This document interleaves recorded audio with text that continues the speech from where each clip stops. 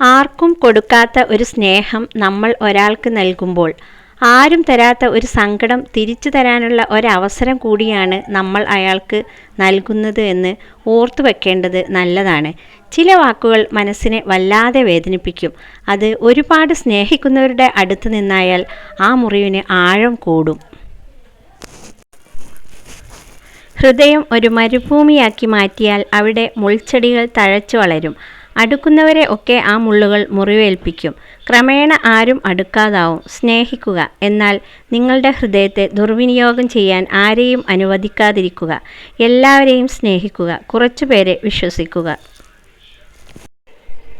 നമുക്ക് വിലയില്ലാത്ത ഇടങ്ങൾ നമ്മുടേതല്ലാത്ത ഇടങ്ങളാണ്.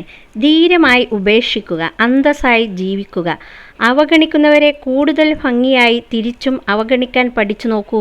ജീവിതം കുറെ കൂടി ഭാരമില്ലാതെ മുന്നേറും.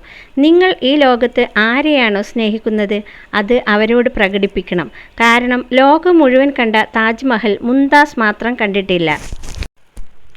വേദനിപ്പിച്ച മനുഷ്യരിലേക്ക് ഒരിക്കൽ തിരികെ ചെല്ലണം. ജീവിതം പഠിപ്പിച്ചതിന് നന്ദി പറഞ്ഞു കൊടുക്കണം. കരഞ്ഞ് ഇരുന്ന റൂമിലേക്ക് ഒന്നുകൂടെ മടങ്ങിയെത്തണം. വിങ്ങിപ്പൊട്ടിയ നിമിഷങ്ങളെ ആത്മാഭിമാനത്തോടെ ഓർത്തെടുക്കണം. ധീരമായ കണ്ണുകളോടെ ജീവിതത്തിലേക്ക് തിരികെ നടക്കണം.